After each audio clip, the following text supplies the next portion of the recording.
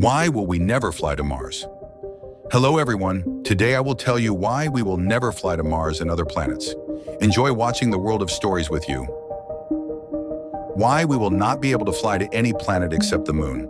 More than half a century has passed since man first set foot on the Moon in 1969. During these years, scientific knowledge and technology have advanced far ahead. It would seem that space should have become for us not just a distant horizon, but a new inhabited territory. However, until now, the only celestial body to which we can regularly send people remains our closest satellite, the Moon. And the planets of the solar system seem to us unattainable dreams. Why have we never been able to overcome this barrier? Why is there not a single manned flight further than the Moon? To understand this, you need to open the gates of space and look at the existing limitations through the eyes of engineers, astronauts, and scientists. There are several reasons why interplanetary flights remain impossible, or more precisely, impossible for now. And they are connected with physics, biology, economics, and even politics.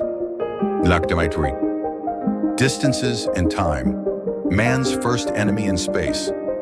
The most obvious reason why it is impossible to fly to other planets is the enormous distances. The Moon is only about 384,000 kilometers from Earth.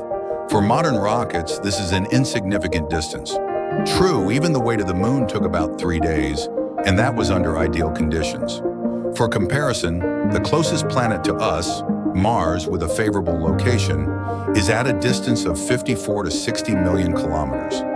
That is almost 150 times further than the Moon. The way to Mars, depending on the planetary positions, takes on average from 6 to 9 months.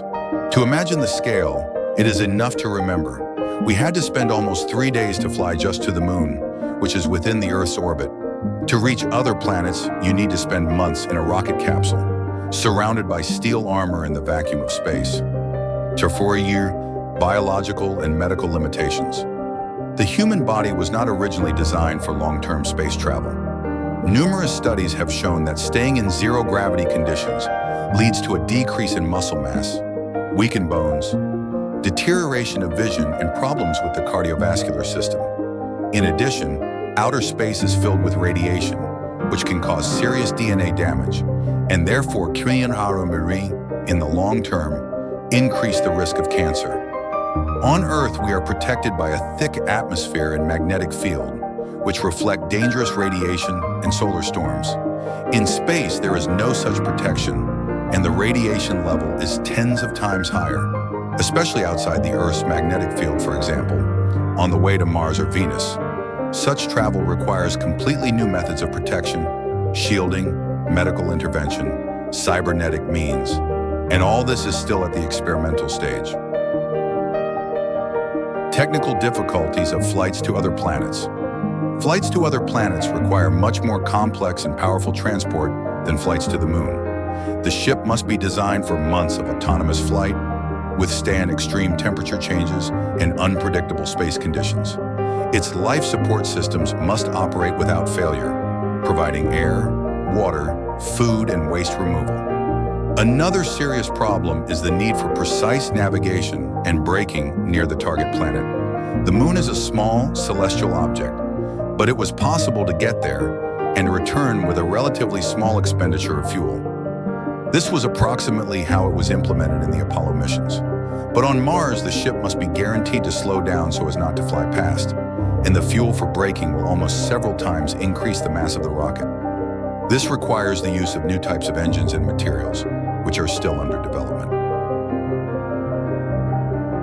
Lunar base, a manned testing ground in space. The Moon has become a kind of testing ground for humanity beyond Earth. It is here that we can train, explore, learn how to build bases and structures, and test new technologies. Of course, it is expensive and difficult, but at the same time, Earthlings can send ships in both directions in a matter of days, not months.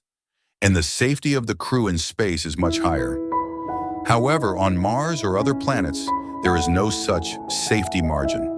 An error in calculation or a breakdown, and a person finds himself alone in an unknown environment with no chance of salvation.